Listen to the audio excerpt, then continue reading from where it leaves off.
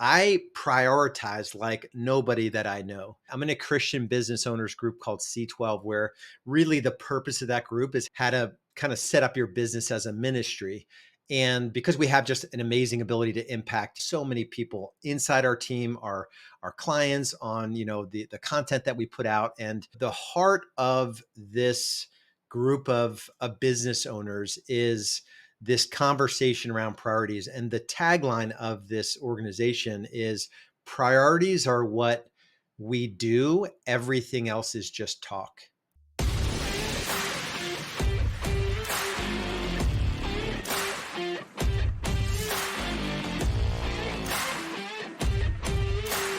You just gotta do the work. What's up, real estate business builders? All right, let's get into it. These are the 4 non-negotiables if you want to become a $1 million agent. Pretty much all of my time and focus these days after being in the real estate industry as an agent, got licensed in 2006, went full-time in 2007, launched Real Estate B School in 2013. Everything I'm focused on now is helping agents become MDAs, $1 million agents. So the backdrop of this conversation are 4 things that are absolutely non-negotiable if you want to earn that $1 million agent status. And if you know you want to take another step with us, go to $1,000,000agentmethod.com. That's $1,000,000agentmethod.com. You can book in a strategy session. There's no obligation. We'll go through to see if you're a good fit. Really just dig into your business and see if you're a good fit for what we do and what we teach. It's an implementation program. It's only 90 days. We install everything into your business to achieve this MDA status. So let's get into it. So 4 non-negotiables. The first thing, if I look back on my journey, and 1,000 plus agents have been through Real Estate B School and our various programs, the first non-negotiable is your relationship and understanding of time and money as it relates to maximizing the money you make and minimizing the hours that you put in. Traditional methods will have you making more money and ultimately you're sacrificing your life. So you're putting in those 60, 70, 80. We've had clients come in, doing lots of production, but they're working 80, 90 hours, 100 plus hours a week, and it's not sustainable. And even if you could pull it off, something will break in another area of your life. So there's a dance here. We ultimately at Real Estate B School, we teach 6 stages of growth. MDA status, $1 million agent status, is our 3rd stage. So the whole industry lives in stage 1. That's sub 100 GCI, 100,000 GCI. Stage 2 for us is 500,000 GCI. And then stage 3 is $1 million GCI. And it is 100% required, non-negotiable, that you understand that 80% of what real estate agents do is critically important. Like, these things have to happen. Generally, though, they're not very dollar productive. So pick any administrative task. If you're installing a sign, a lockbox, if you're pushing paperwork, taking pictures or loading pictures into the MLS or writing MLS remarks, or all of the stuff like negotiating repairs or scheduling photographs, or like all of the job of a real estate agent traditionally, none of that stuff pays really well. And it's critically important. It has to happen, right? But really understanding, like, okay, if I want to make, $500,000 take home and I want to work a 40-hour work week, do the math on 2,000 hours worked per year. That's $250 per hour. You cannot spend your time doing anything administrative in your business. So this relationship between time and money, and just having a conviction that your time is worth 250, 500, $1,000 per hour. That's the journey that I went on. It took me a few years to get to $250 per hour, making that 500,000 take home and only working just a 40-hour work week, no evenings and weekends. Took me 3 to 4 years to figure out how to do that. But then it went from 200 to 500 to 1,000 to 2,000 to over $3,000 per hour. And you may not want to go to stage 4, 5, and 6, but life gets really good at stage 2 and stage 3, that 500,000 or the $1 million agent status. So that's number 1, is the relationship between time and money, and just understanding that there are trade-offs, right? If you want to do everything in your business and you're the only one that can do whatever, pick a thing, then you're not likely going to make an unreasonable amount of money in a reasonable amount of time. So that's number one. Number two, and this is kind of pivoting a little bit, is positive inputs.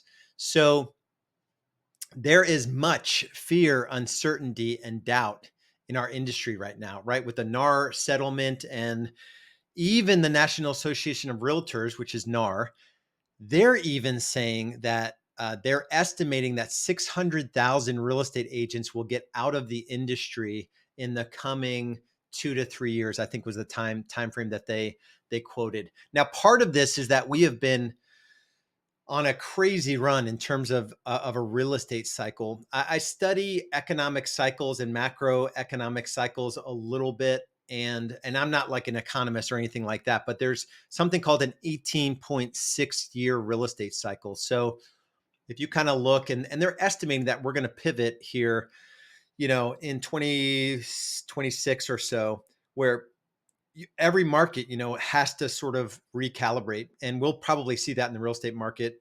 In my market anyway, I'm in a major metro market, top 20 metro market in the US.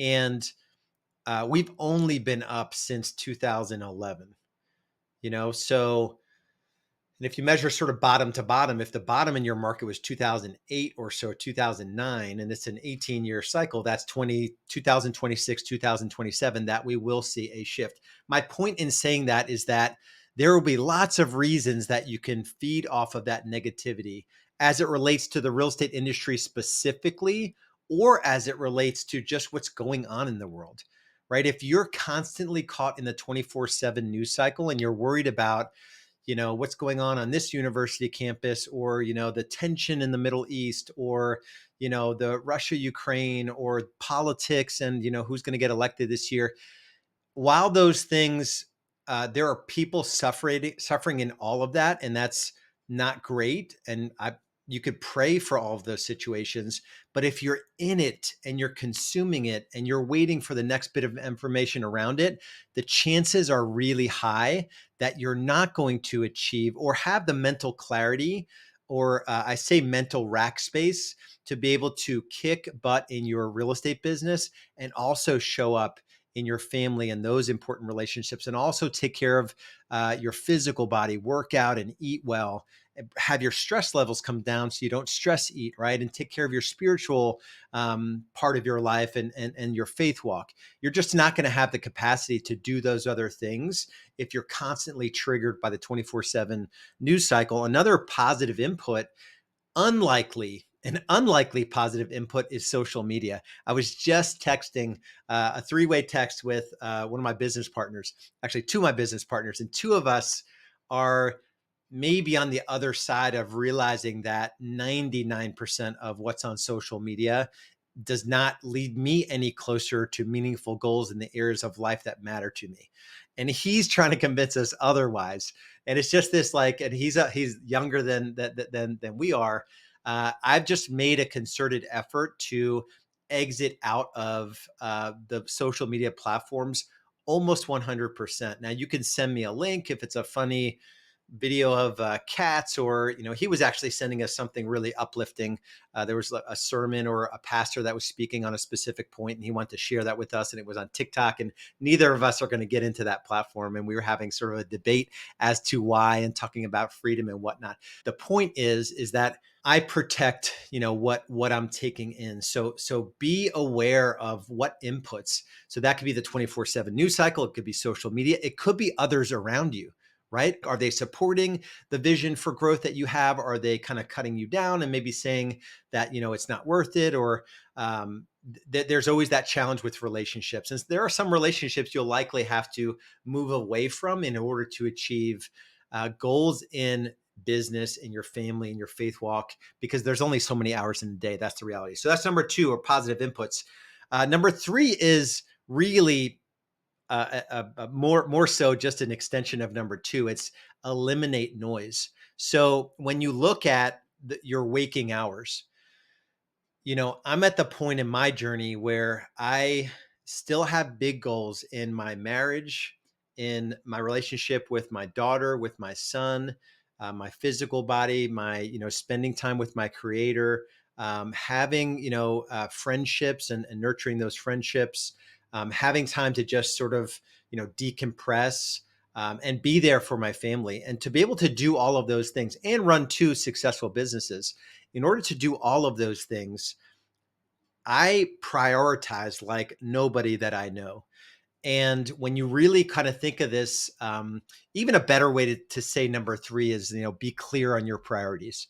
And there's a saying, I'm in a Christian business owners group called C12, where really the purpose of that group is how to kind of set up your business as a ministry. And because we have just an amazing ability to impact so many people inside our team, our clients, on the content that we put out. And the heart of this group of business owners is this conversation around priorities. And the tagline of this organization is, priorities are what we do, everything else is just talk. Number three, make sure your priorities are in line. Like, if I were to ask you, like, what are your priorities? You'd probably say, if you were a believer or you had some sort of faith, you would say, well, God is number one, and then my family, and then, my business, and then I want to, take care of my physical body. And then if I were to deconstruct your calendar and see where you actually spend your time, that's probably not the priority. Most successful, quote unquote, traditionally successful real estate agents, they spend too much time in their business. So that's their priority as measured by their calendar.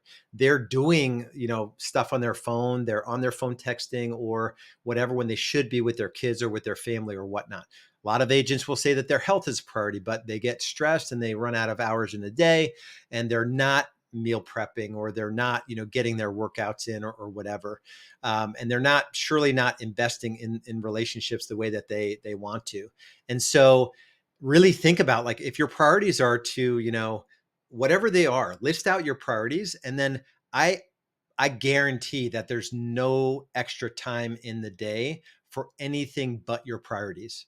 And those are the things that, like, when you get clear on your priorities and you put that into your calendar, and that's really when priorities take hold in your actual day to day, is just getting them in your calendar. So if you were to look at my calendar, I'll pull it up here and just kind of read it off to you. I have quiet time with my wife in my calendar on a daily basis, 6:30 to 7:30. I have 8 to 10:30 a.m. Monday through Thursday blocked off. That is, I just put no calls, no appointments during that time. That's when I'm getting the kids out the door and I'm getting my workout. I do a couple workouts, strength, high intensity intervals, and then I'm doing like infrared sauna. So I've got 2 hour time block. And that time block isn't taking away from anything else that's important to me. From 10:30 to 4:30, Monday through Thursday, that's when I'm like hyper focused on moving the two businesses forward. And then I've got daddy duties Monday through Thursday. Fridays are off, but I get my 2 hour massage on Friday. So that's self-care. I've got a time block in the afternoon where I'm generally doing nothing. Take my daughter to ride her horse. Saturdays, I do a few things. Saturday date night is in there recurring. So my calendar represents my priorities. So just ask yourself, and it's not something that happens overnight.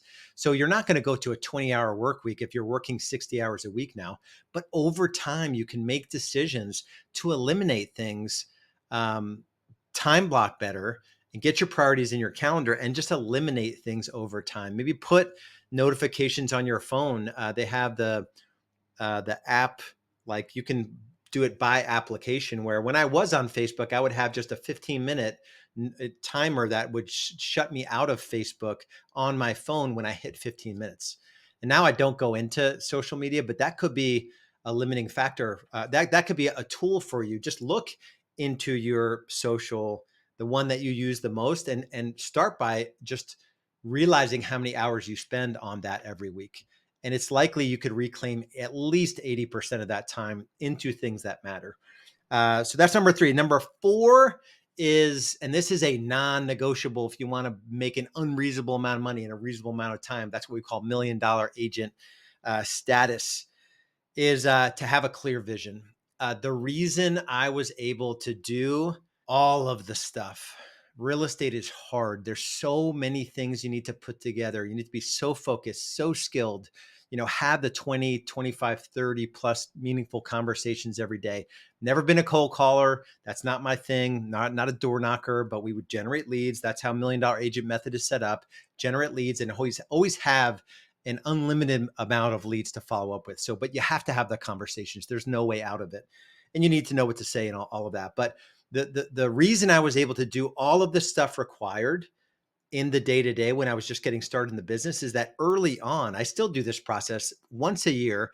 I look out 3 years and what do I want to be? What do I want to see different in my business 3 years from now? What money do I want to be making? How many vacations do I want to take?